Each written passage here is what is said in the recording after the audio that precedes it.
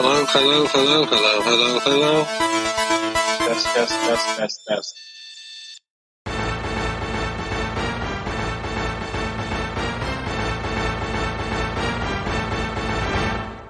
Coming down the aisle, it's the podcast tag team champions of the world, the Rage and Blaze Show.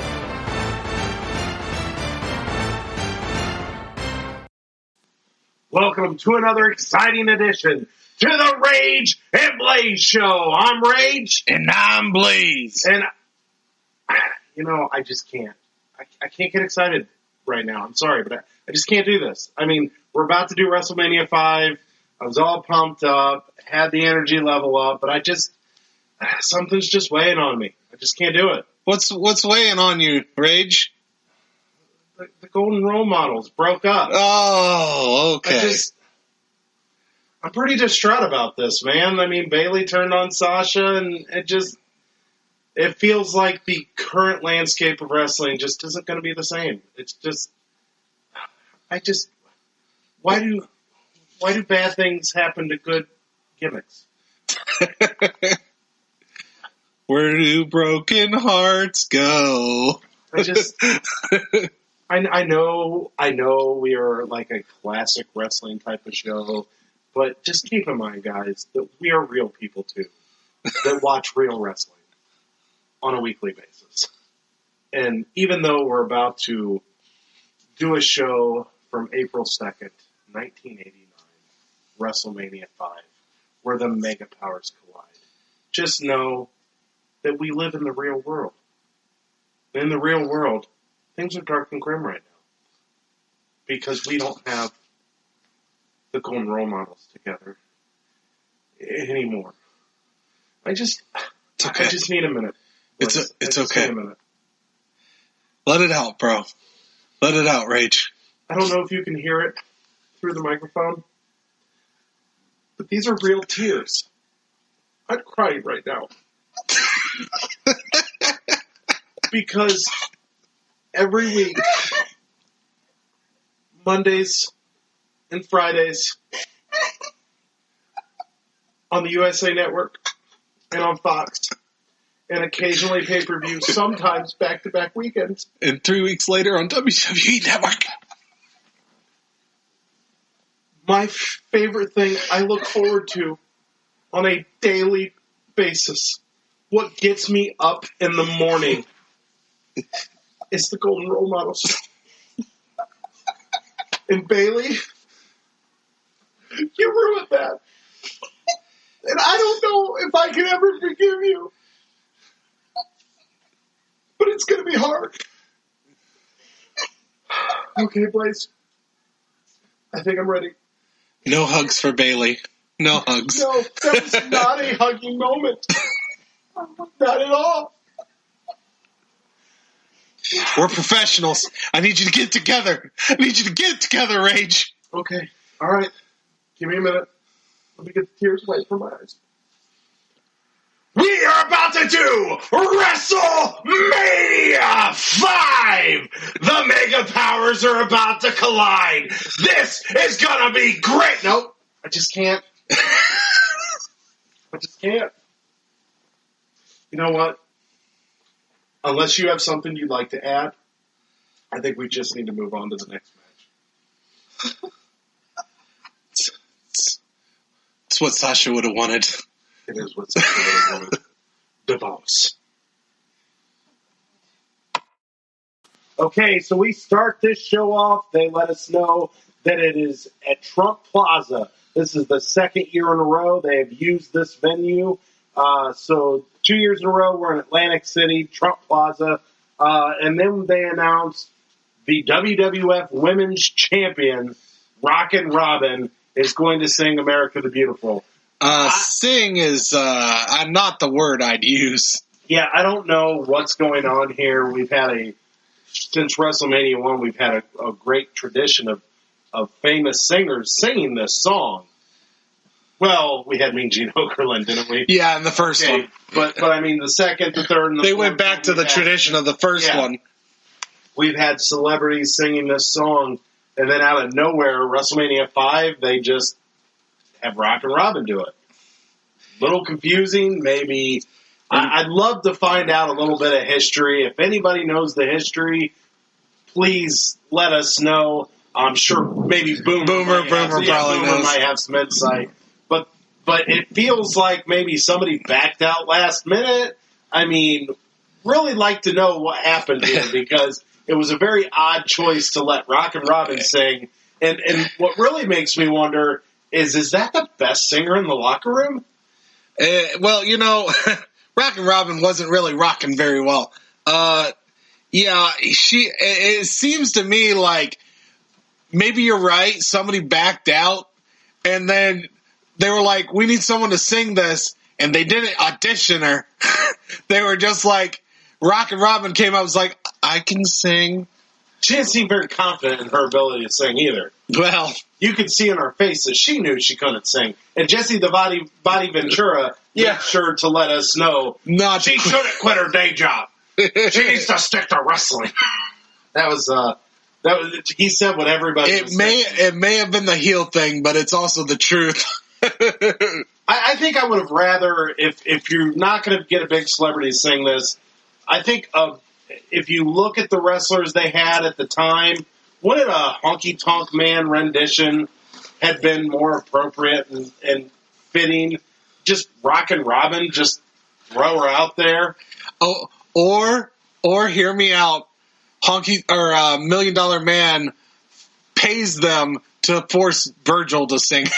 So just seeing him out there and Virgil intentionally singing terribly would be great. I don't know. It just was an odd moment considering the history in which we know of them getting great people to do this at the beginning of WrestleMania. So I'd really like to know what happened with WrestleMania 5. I'm just kind of wondering.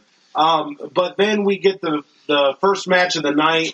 We get King Haku comes out with Bobby the Brain Heenan, and his opponent is the mighty Hercules. The demigod! So the beginning of this match I thought started off pretty good. I thought there was some good spots right away, high octane. But then somewhere, maybe when it flickered black on the screen, I don't know. Yeah, that was weird. In the middle of the match, all of a sudden during a bear hug, Haku was doing a bear hug on Hercules. The screen got dark. You could still see them, but it was just a shadowy look. I don't know if the lights flickered in the arena or if it was a camera thing. I'm not 100% sure what exactly happened, but the screen I think dark. It felt more like a camera thing than the flickering of lights. Well, I don't know what exactly happened there, but after it happened, I felt like the match got kind of sloppy and bad afterwards. Yeah, there was some weird spots here. There was a part where Haku does like a super kick as Hercules is jumping off the top rope, and it completely missed him to the left. Hercules sells it like he took the hit. Yeah, it was sloppy. There was also like a backbreaker. The first one looked devastating, really yeah. But then Haku kept a hold of him and tried to do another one and completely missed his back, hit like the bottom of his butt. It just looked sloppy. And then we've already made comments of how we feel about bear hugs. And unless you're Andre the Giant, don't do it. Well, unless you're much bigger than your opponent, I think is more the accurate statement. And Hercules is not a small man. I don't think Hercules is smaller than Haku at all. Yeah, and he's like clubbing him while he's being and like doing nothing. And I'm just like, you're telling me that Haku doesn't feel the clubbing of a demigod, Rage? Well, anyhow, so then we get the finish of this match is a suplex bridge into a pin. Yeah, and they weren't entirely sure who got the win.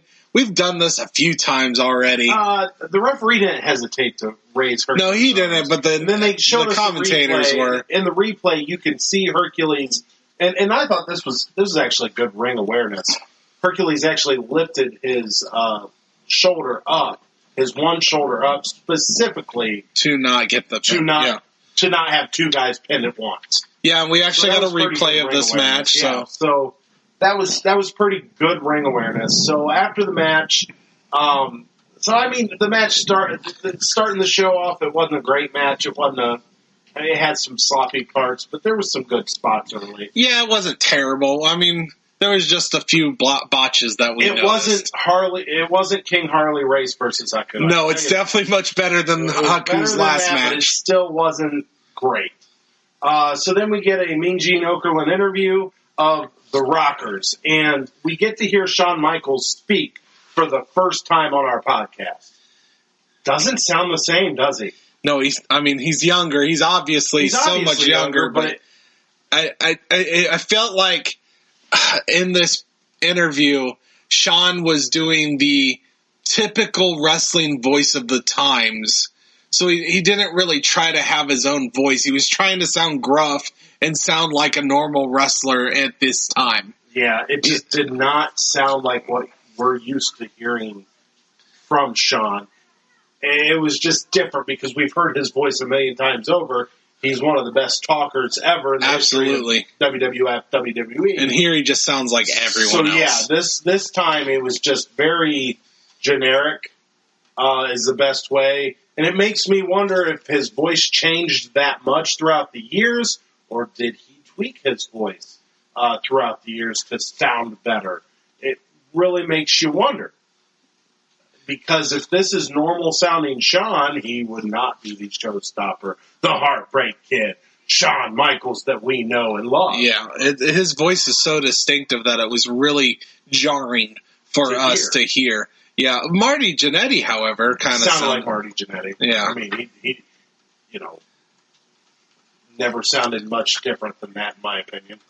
Right. I'm just saying he was more unique and interesting compared to Shawn in this promo. If you'd watch this now in 1989, you would say, that Marty Jannetty's got a career, and you would think Shawn's the weak link of the team, right? Well, in fairness, Shawn was the young guy. Marty Jannetty was the veteran, so he was kind of teaching Shawn the ropes at this time. So, you start somewhere, right? You start somewhere. Fair enough. It will definitely be interesting to see the evolution of Shawn and to see how he blossoms into a better entertainer. Because in the ring, I think we've already seen he's pretty good in the ring. He's pretty good, but we haven't seen anything bad from him in the ring yet. No, but I think we've also noticed that Marty Jannetty is actually, you can tell that he's definitely better. You can tell that he is the veteran and he knows what he's doing. Right. So that'll be interesting to see him evolve as the years go on, because this is, as everybody know that listens to this podcast, by now this is, in my opinion, the GOAT. He is my favorite of all time. He probably is the best wrestler of all time, in my opinion, as well. So I'm definitely looking forward to seeing his voice change as we hear him in interviews. And it'll be interesting to see when that starts happening. Right. So anyhow, okay, so let's move on to the next one, see what we got going. All right.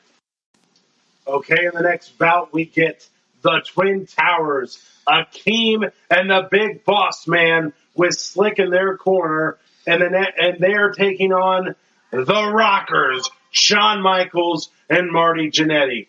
This match, from the get-go, starts out with high energy and excitement. Yeah, this was a lot of fun. Rockers were doing awesome things. They had a drop kick, both of them from two different corners. Mind you, Shawn kind of missed. Didn't really connect, but it was still fun to watch. Yeah. You got the idea of what was going on. Marty hit first, and then Shawn kind of hit air. Yeah. But other than that, this match was flawless. And anybody who wants to learn how to sell a move in the wrestling industry, Shawn Michaels sold the hell out of a clothesline that Akeem put on. And it was just great. Devastating. I mean, it just shows if you sell it, anybody can look good in the ring. Because let's be honest, we've kind of laughed at Akeem every time we've seen Akeem. He's Yeah. kind of silly. He does this whole little strut where he's kind of moving his arms constantly and dancing. What does Sean do? Sean looks at Akeem while he's doing that, and he does the moonwalk.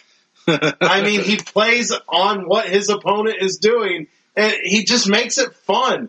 He sells every move. That clothesline didn't look super vicious on Akeem's side. He didn't really run and do the clothesline, but Sean sold it like it was a clothesline from hell. Yeah, he did. And it just looked better because of the way he sold it. Yeah. Another cool spot was Sean jumping off the top rope and Boss Man catching him and just turning around and power bombing him. Oh, that was vicious power bomb. Yeah. And it looked good. We can't do a big Boss Man match without mentioning the appearance of the magical and mystical Belly. I swear this thing has made an appearance every time this guy has stepped in the ring during our podcast. We have not done a big Boss Man match without seeing his belly exposed. I don't know if in 1989 or before that, 88, when we've seen him, I don't know if the shirts just didn't make him strong enough to control such a force of blubber in which he has. You cannot contain that power. But my goodness, this man's belly is exposed no matter who he's wrestling, when he's wrestling, and it's happened every single time. Yeah, he likes to expose that stomach. Oh yeah. So yeah, we just and obviously it worked in this match because he gets the 1, 2, 3. Unfortunately, the Rockers lose this one. Yeah, it's sad. But it was a very, very fun match. It was. It was one of those classic big men versus small men matches, and the Rockers did moves that actually made sense facing these guys. There was a lot of cool spots, a lot of cool moves. It was a lot of fun. A lot of tag team action, a lot of tag team moves from both teams. We had a double avalanche during the match that Marty Jannetty looked like he died. When you have, between the two of them, what 600 pounds probably coming and running at you. Oh dear Lord, I didn't think he'd ever met. Well, and I don't think he's been right again. He's been tweeting crazy shit and everything. So, this might be the moment in which his marbles got rocked. Perhaps. Perhaps. Yeah, it was a fun match. We really liked it. Which we love the Rockers, so I was expecting good things from this. But, Akeem's not exactly the best. So I was a little worried about that. Big Boss Man, he's all right. He's all right. His belly has some power. Yes, he does. His belly definitely has some power. So moving on, the next thing we get a Tony Chavanni interview. Now, wrestling fans know Tony Chavanni has spent the majority of his career, it was in the WCW, and now you can find him on AEW. So Tony Chavanni, seeing him on WrestleMania and on WWF programming, I'm a wrestling fan, and I guess I never even paid attention that Tony Schiavone was ever in the WWF. So that, to me, I'm sure boomers listening right now saying, I can't believe you didn't know that, but he's straightening up his glasses, We were, no, actually. we were pretty young when all this took place and everything. So I just never realized Tony Schiavone was ever in WWF. But we get him interviewing the $1 Million Man and Virgil. And we get to see our first appearance of the $1 Million Championship. That's a beautiful belt. Beautiful belt. And he's wearing the all black outfit. This is the $1 Million Man we grew up seeing all the time and loving, with the title around his waist, the black with the gold money signs and everything. This is classic looking $1 Million Man from what we remember is in our childhood. And this is the first time we get to see it. So he's talking about being around the elite people that's in the stature of him, talking about Trump and everything. And it's just a quick little interview. I'm not even 100% sure who he's facing tonight. I don't even think he mentioned it. I don't know. Yeah, because we know Hogan's taking on Randy Savage. Yeah, I'm not sure. So I'm a little curious who his opponent is tonight. We'll find out later, I would imagine. Oh. Well, when we got the Rockers interview, the Rockers match was right away. So let's press play and see if maybe he's on next. All right. Okay, so the next match we get is the $1 Million Man Ted Dibiase with Virgil versus Brutus the Barber Beefcake, or as Gorilla Monsoon, for some reason throughout the whole match, wants to call him, Brutai. So I got a theory. There's only one reason why I think he calls him Brutai. Is he a Michigan fan? Refuses to call him Brutus because that's our mascot? Maybe there's a bunch of Brutus the Barber Beefcakes, and that is the plural term. So, Brutai. Two men in the ring right now. That's right. Brutai. One is naked to the... Wait. One is not visible to the naked eye. It was interesting. He didn't seem to know how to say Brutus. Yeah, I don't know what's up with that. And the funniest thing about it is Jesse the Body Ventura never corrected him once. No. Okay, so this match, I mean, we're really big fans of the $1 Million Man, but there wasn't a whole lot in this match to really stand out. It wasn't a bad match, it just wasn't a memorable match. I didn't think there was anything that got you excited about this match. It was kind of quick. It was a fast match. There was a fun spot. Once again, $1 Million Man selling moves. Brutus starts hitting his head on the turnbuckle, and after taking the mini turnbuckle hits, $1 Million Man just sells that and just falls flat on his face, straight down. I mean, so... we still had some good sells by $1 Million Man that I enjoyed. But, yeah, it was kind of a quick match. I mean, not bad, just quick. And it ends in a double count-out because, of course, Virgil gets involved. And so Brutai chases Virgil around the ring. $1 Million Man goes out there to kind of catch him at the pass. And they kind of start battling outside the ring. And the referee counts to 10, and it's a double count-out. But that's not where it ends there. It felt like the match seemed to get a little bit more exciting after the end of the match than during the match, in my opinion. A lot of extracurriculars going on during the end of the match there. And I don't know. I expected more just because of $1 Million Man being in this match. And it's not like Brutus the Barber Beefcake's a nobody. But it just, to me, like I said, it wasn't a bad match. I don't want people to think there was botches or anything like that. It was a clean, worked match.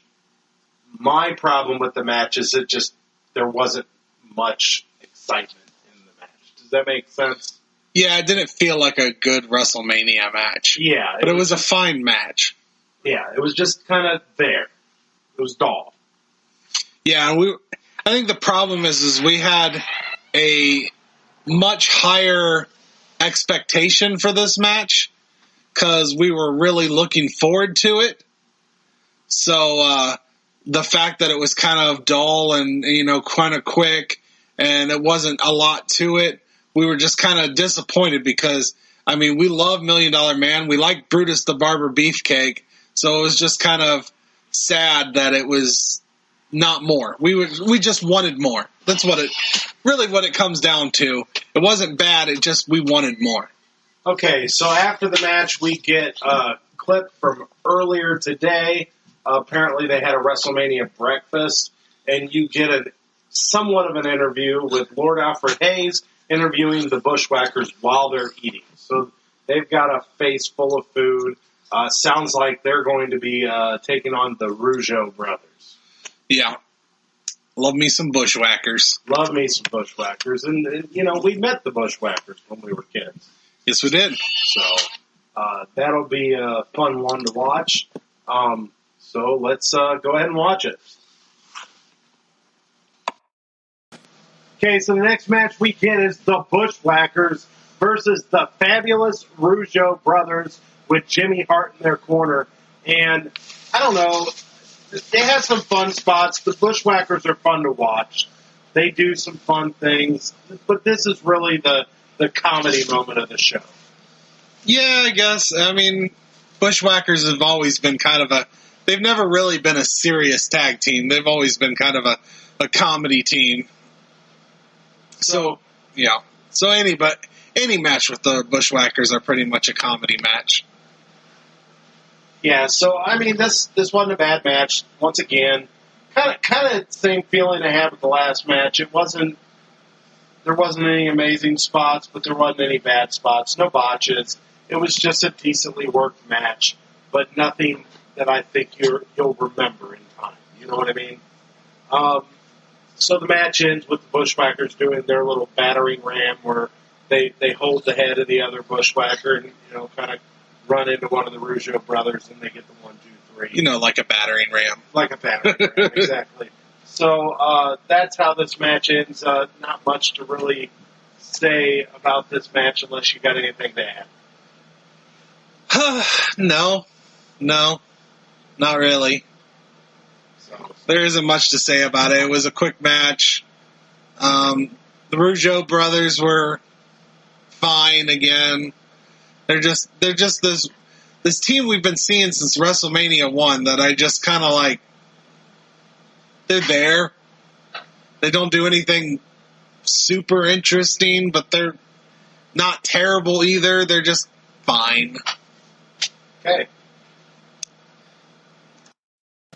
Okay, so the next match we get is between two absolute legends. One that's in the Hall of Fame, one that should be in the Hall of Fame. Unfortunately, his wife or his widow will not allow it, but maybe one day, and we understand why. It just sucks because he deserves to be recognized by the fans. But it is Mr. Perfect versus the Blue Blazer, which we obviously know is Owen Hart. So I'm looking forward. This match is going to be great, right? Yep. That's what we're looking forward to. So, my opinion of this match is I think it could have been better than it was. Not that it was bad. It was great wrestling involved. It was just too short for me. I wish there was more to this because these two could have actually tore the house down. Unfortunately, I don't think they were both really early in their career, and I don't think they gave them the time to tear the house down. But the little sample we did get was nothing but great wrestling in the ring. Yeah, it kind of reminds me of the $1 Million Man versus Brutus the Barber Beefcake. No. I'm not saying that is bad. I'm saying that was also a decent match, but we wanted more. This was a better match than that match by far. Sure, it was. There was a lot of great spots. These two really know how to sell moves. I just thought these two worked well, really, really good together. And unfortunately, my only downfall in this match is it was too short. But I thought this was a great match. It's just too short. I wasn't trying to insult the match. I'm just saying that I thought that the $1 Million Man versus Brutus match was also a good match, but it was too short. Also had a weird ending, a slightly different ending. This one had a clear-cut end. Oh, yeah, this had a good ending. Owen thought he got the 1, 2, 3, argued it, got hit with a vicious clothesline, and then it's a forearm to the back. No, I think he turned around. I think that was a clothesline. No, he hits him in the back with a forearm. Okay, we'll go to the tape because I'm pretty sure Owen turned around. Nope, I don't think so. Go to the tape. Go to the tape. We're going to go to the tape. We're going to go to the tape. We're going to go to the tape live while you guys are listening to us. Well, they show it right here in the because I'm telling recap. you right now, I believe this was a clothesline. I'm telling you, this was a forearm. See, he's yelling. He's yelling. He's arguing the 1, 2, 3. It was a forearm, but he turned around. He turned around, but that's still a forearm. That is a clothesline, Steven. Look at that. I'm sorry. Look at that. Look at that. That was a forearm to the face. You said it was to the back of the head. I did think it was at the back, so we were both kind of right. But it wasn't a clothesline. I was completely right. You were wrong. No. This is a forearm. Anyhow, regardless, it sounds like Rage is right, Blaze is wrong. No, it was still a forearm. Then Mr. Perfect puts on the perfect plex. 1, 2, 3. This is the second suplex. Now, granted, this is not just any old suplex. This is the perfect plex. But this is the second perfect suplex into a bridge, 1, 2, 3, that we've had on this show. Sure. I mean, yeah. I mean, it's a little different, obviously, because... Well, because it wasn't perfect before. Hercules did not perform a perfect plex. Well, Hercules, that was a pretty much a German suplex. I agree there's different suplexes. I am just pointing out that we have had 2 matches end in a suplex into a bridge for the 1, 2, 3. Okay. I just think it's interesting. Two matches already in this WrestleMania have ended essentially the same way. Yeah. There's also been a lot less shenanigans in this WrestleMania so far. Well, pretty much just the $1 million match, yeah. But that didn't... I mean, yes, there was shenanigans involved, but ultimately there was a double count out because they're fighting outside the ring. But yeah, Virgil gets involved, but like it wasn't like nobody won because of cheating. Fair enough. Okay, so let's move on to see what we got next. Okay, so the next thing we get is a special guest, supposedly, is what we're being told, but it ends up being Jesse the Body Ventura. He just kind of stands and waves to the crowd, just basks in his glory, I suppose. So that's a little, fun little cute moment, I guess they have. But then we get the real special guest. We get Run DMC and Jam Master Jay. They perform a number like a WrestleMania song. Basically, I've never heard this song before, but it was all about WrestleMania and pile drivers and all this. But they do a little performance in the ring, and I'm pretty sure they were lip syncing. I mean, sometimes that happens. Yeah, I don't know if it's just because this was made in '89 and the quality of the video and the could be audio, it too. But it just didn't look like the mouths were perfectly matching what they were saying. I could definitely tell it on one of the rappers more than the other rapper. It just did not look very clean. But we get a celebrity appearance, a musical performance, and it still just makes me wonder, if you got Run DMC to perform in the middle of the show, what happened? Why Rockin' Robin? I don't know, but I feel like you kind of overlooked something, forgot about something. We got to see how fit Mr. Fuji is. Oh, yeah, I apologize. I missed a segment where they showed Mr. Fuji running a 5K, talking about how his team, the Powers of Pain, are going to become World Tag Team Champions when they face Demolition on tonight's WrestleMania. Yeah, and they showed him at the end. He ran that 5K. Definitely did that. I'm sure he did. With his cane in hand. Yeah, with his cane in hand. So, anyhow, so we got that little 5K thing. We got the performance Run DMC. Now it looks like we're about to move on to the Tag Team Championship match, which should be good because I know Powers of Pain is kind of a poor man's LOD, but in my opinion, every time we've seen them, I think they're pretty good. And we know we like Demolition, so... Yeah, of course we like Demolition. So let's go ahead and check this out. Okay, so the next match we get is the WWF World Tag Team Championship match. And we just found out, we didn't realize this when they showed the 5K thing, that Mr. Fuji is in this match. This is a handicap match for the Tag Team Championship. So it's the Powers of Pain with Mr. Fuji versus the champions, Demolition. Well, he was showing you how fit he was by that very much undoctored. Obviously, he definitely ran that 5K to show how fit he is because of this match. Yeah, so this match I felt it was a pretty good worked match also, but still kind of the trend of this WrestleMania, nothing overly exciting. Now, we did get kind of a fun little finish. Mr. Fuji tried to throw the powder in the face of Demolition, and he accidentally caught one of the Powers of Pain instead. Demolition double-teamed and did a double-team move on him and won the match 1-2-3. But thought this was a fun match, good worked match, but still kind of the trend of this WrestleMania, nothing overly exciting.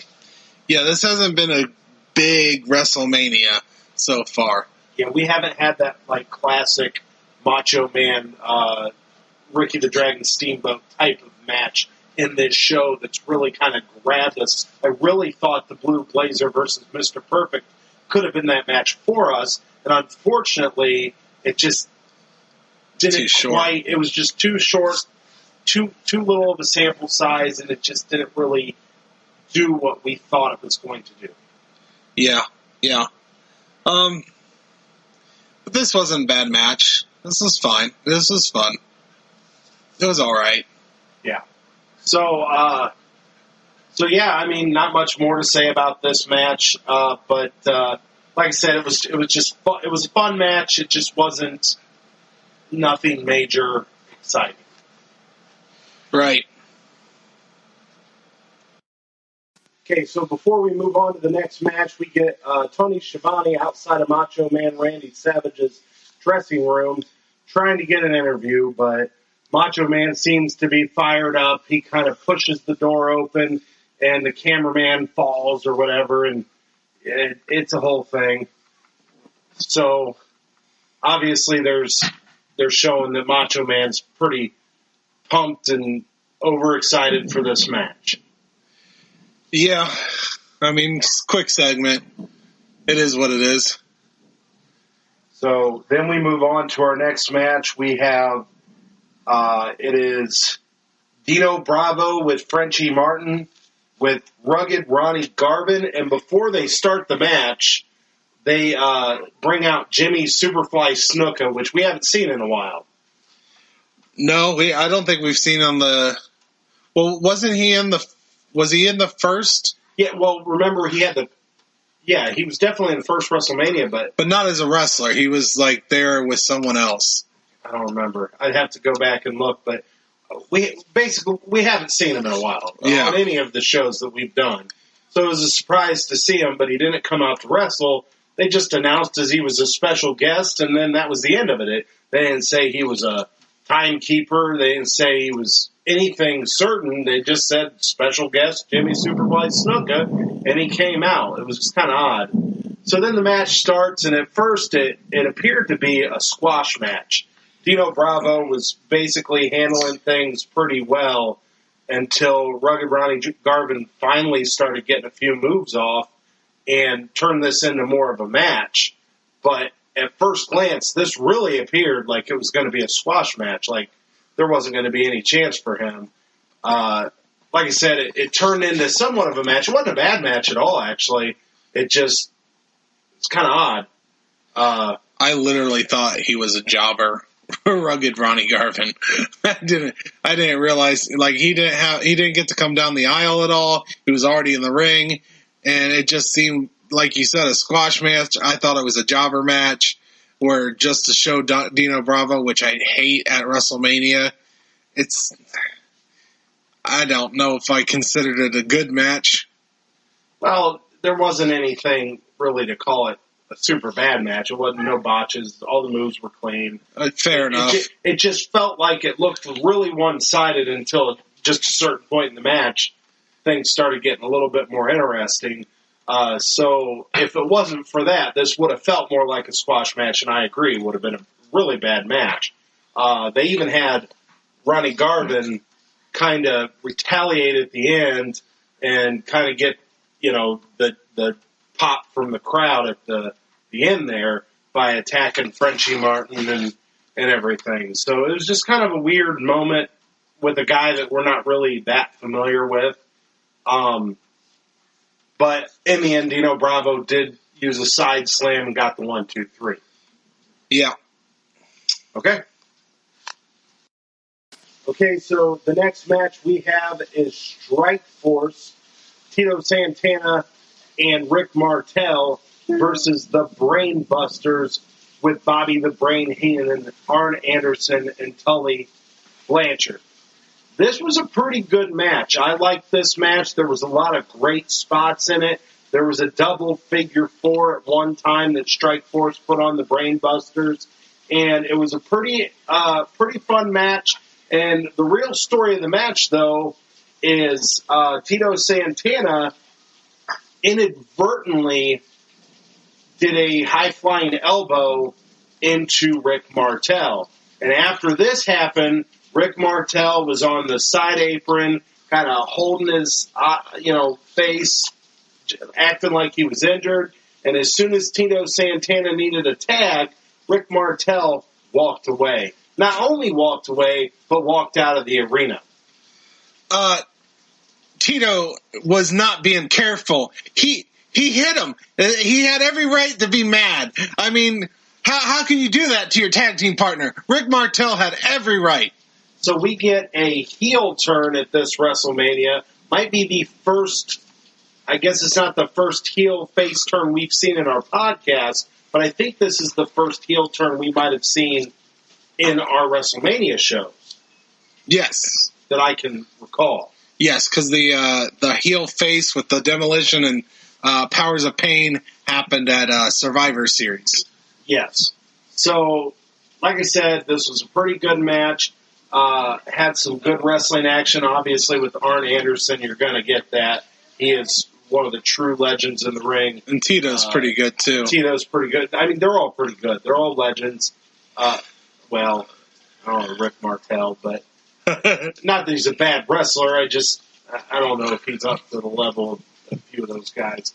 But I really enjoyed this match. It seems like the tag matches in this show seems to be a little bit better than the singles matches so far. Yeah, agreed.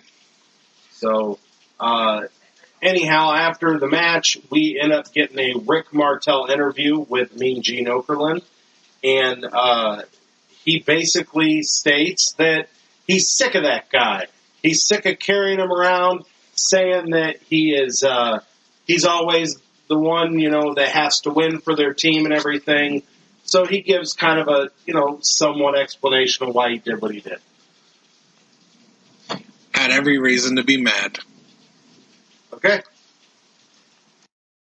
Okay, so the next thing we get in this WrestleMania is what we are told is going to be a Piper's Pit. But then out comes Brother Love. Brother Love! He comes out, does his best Piper impersonation, which actually wasn't not a terrible impersonation. No, so it wasn't. He's not worthless, I guess. He's mainly worthless, but he does a good Piper impression. I'll give him that. It was pretty funny. So, was it funny, though? He didn't really say anything funny. He just... The impression was funny. See, okay, so we're going to veer off track here. There's two different types of impressionists. There's some that just do impressions, but they say nothing funny. And then there's people that actually do stuff funny with the impression. And I think there's a difference. Like, I've seen a lot of comedians. Like, me and my family, we watch America's Got Talent. I don't know if you watch it. But do not. We watch America's Got Talent. Oh, really? And there's people that get on there and they'll do celebrity impressions. And that's fine and dandy, but everybody's laughing in the crowd, and I'm just looking like, he didn't say nothing funny. I mean, yeah, he's good at impressions, good for him, but the material wasn't there to be funny, you know what I mean? So I get what you're saying, but his impression, considering he's making fun of Rowdy, it's not like he's trying to do a talent competition just to do an impression. He's doing a bit where he's making fun of Rowdy and saying how great Brother Love. It was entertaining. I feel it was entertaining. I enjoyed it. Anyhow, so he gets a little bit of a spotlight, and then we get Morton Downey Jr. Now, us youngsters here don't remember him very well, but apparently he had a talk show. So he had his own little talk show. And he was a dick. He appears to be a dick. He comes on here, acts like a dick. He takes a few jabs at Brother Love, makes a few comments about him. But then you get Rowdy Roddy Piper's music. It hits the bagpipes. So Rowdy Roddy Piper is back for the first time in over 2 years in the WWF. And they mentioned in there that Rowdy Roddy Piper went Hollywood. Yeah, so apparently Piper left to go to Hollywood, make some movies. He's been gone for 2 years.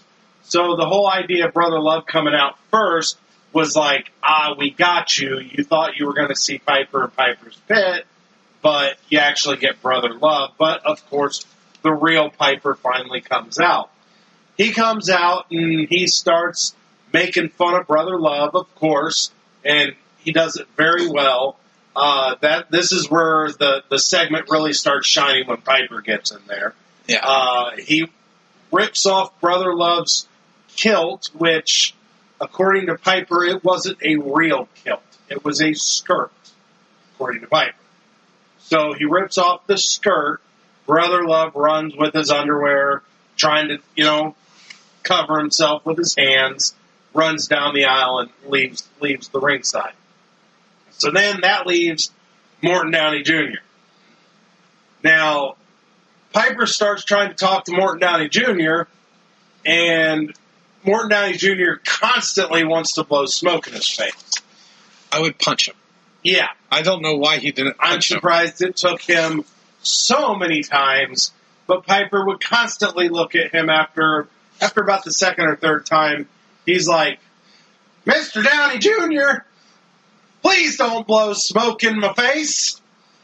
And this went on for actually several minutes. This was quite a long segment. This was probably almost 20 minutes. It was like long, 20-minute segment, yeah. It was really long. But you also got to realize, I believe this is the first return of Piper since, WrestleMania 4, 5, or 3? No, further back than that. Was it 3? I think 2. He did a boxing match in 2. I don't know if he was in 3. I'd have to look. Yeah, because he faced Adonis, remember? That was his last match. Okay, so 3. So it was WrestleMania 3. Okay. He faced Adrian Adonis. This is WrestleMania 5, so 2 years. Okay. So this is 2 years without Piper, so it makes sense that they would do a 20-minute segment with Piper. Well, anyhow, so after so many times of getting smoke blown in his face, Piper finally pulls out a fire extinguisher and blows a fire extinguisher in Morton Downey Jr.'s face. So this was a funny segment. Like I said, we're a little young. We don't remember Morton Downey Jr. at all. Like, at all. I was asking if that was like Robert Downey Jr.'s dad or something. I looked it up. He's not. He's not related? And the man literally smoked the whole time he was in the ring. Oh my gosh. I think like 7-8 cigarettes. Yeah, he just kept... Oh, another thing he was doing was during the Brother Love segment, he was constantly flicking cigarettes to Piper during that segment. Yeah, the dude wasn't funny. He was just an asshole. He was literally... He was just straight up an asshole. Just a dick. And I actually am disappointed that Rowdy took so long to... I mean, it was great. Don't get me wrong. I guess it makes all sense. But, man, I would have wanted to punch that guy the second time he blew smoke in my face. Yeah, it was rough. So, anyhow, little fun fact about this Morton Downey Jr. Well, I don't know if it's a fun fact. But in the year 2001, he ends up passing away. Can you guess what from? I'm going to go with cancer of the lung. Lung cancer. So it's just kind of ironic. The man literally would not stop smoking the whole segment. Chain smoke. 20-minute segment. smoked several cigarettes, and the man dies of lung cancer in 2001. Not sure I would call that fun facts, but... Okay, maybe not a fun fact. Just a sad fact. Here at the Rage and Blaze Show, we do not condone smoking or tobacco use of any kind. Mm-hmm. Sure. Sure. I mean, people are allowed to do what they want, but we're not exactly fans of it. Yeah. So we're not trying to tell you can't smoke that cigarette. Just know that you might die in 2001 of lung cancer because of it. I think it says it right on the box. I believe it does, yes. So anyhow, any kids out there listening to our show, don't do cigarettes. Don't smoke. Yeah. Okay. So I think that's where we're going to have to cut it off. This would be part 1 of WrestleMania 5. We are already 2 hours into the show. We're probably, an hour into this podcast? Yeah, we're roughly. Pretty close. About 50 minutes. Okay. So we're going to end up turning this into a 2-part episode. So far, we've watched half of WrestleMania 5. What are you thinking? So far it's been decent. I've been enjoying WrestleMania 5. I think I really, really, really like the Piper segment. The Piper segment's been a high, and my personal opinion is it's kind of been on the low end of the spectrum of the WrestleManias that we've watched so far. I don't know if it's the bottom, but to me, this has not been a great WrestleMania, in my opinion. I guess the Piper segment just made me excited. Well, yeah, you're looking at what have you done for me lately, and you got a Piper segment, so you're all happy. And I've been waiting for this. I think we've talked about it on the podcast. Like, where's Piper? Where's Piper? My biggest issue is I think the matches have been kind of lackluster. That's fair. I don't think they've been horrible, bad matches. Nothing has been memorable or exciting yet. We don't have that one match that you would look back and say, oh man, do you remember WrestleMania 5? That was one of the greatest of all times, you know what I mean? So, in my opinion, this just has not lived up to some of the other WrestleManias we've already watched. We did get the cool heel turn of Rick Martel. We did get a heel turn of Rick Martel, but I don't know. It just felt more like a proper heel turn than the double turn. Yeah, the double turn was awkward. Yeah, just the way it went out, the went about, it was just kind of weird. But yeah, this was a good heel turn, like holding the face, like I'm not going to tag you, and then just dipping out. Like, this was a good heel turn. I don't know. I'm hopefully the rest of this show in our part 2 episode, hopefully the rest of the show can redeem this WrestleMania. But so far, it's kind of on the low end. So, spoiler alert, when I do my rankings, I don't see it being at the top of the list at all. Might be somewhere in the middle of the bottom. Yeah. It's still better than WrestleMania 1. Is it, though? Yeah. I'm sure. Well, that segment with Rowdy Roddy Piper was better than anything that happened in WrestleMania 1. That's horrible. That's the way you feel about WrestleMania 1. It was a house show.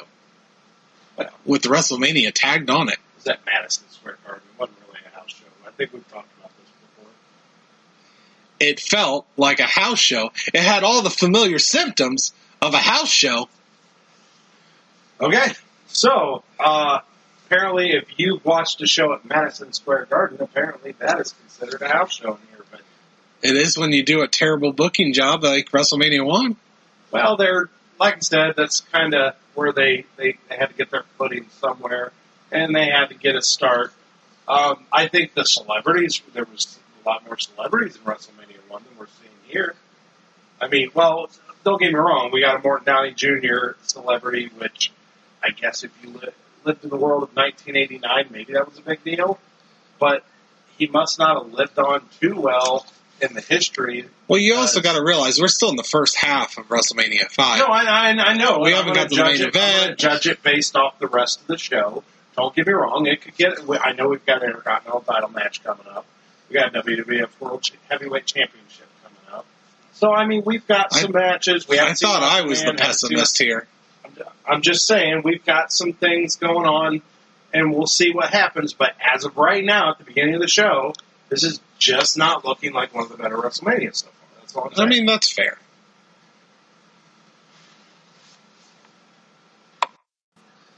Okay, so that's going to about do us for WrestleMania 5 Part 1 podcast. But before we go, let's plug our pluggables. You can find me at Dragon Blazer Productions on the YouTubes, the Facebooks, the not the Twitters, because Twitter is at Dragon Blazer Pro, but the Instagrams is also Dragon Blazer Productions. Okay, and before I plug my pluggables, I got a question for you. So is there multiple Facebooks, multiple Twitters? There is. Multiple Instagrams? There's so many YouTubes and Facebooks. Multiple YouTubes? Okay. That's right.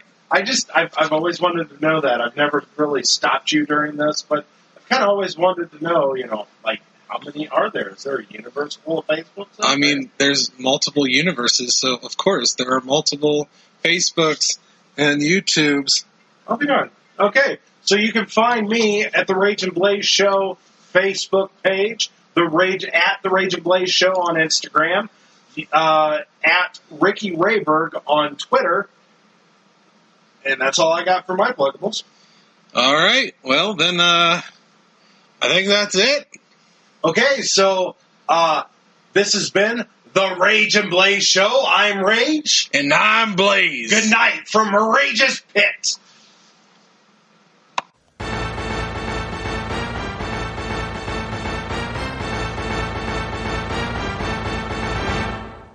And here is your winners, and still podcast tag team champions of the world, the Rage and Blaze Show. Thank you for listening.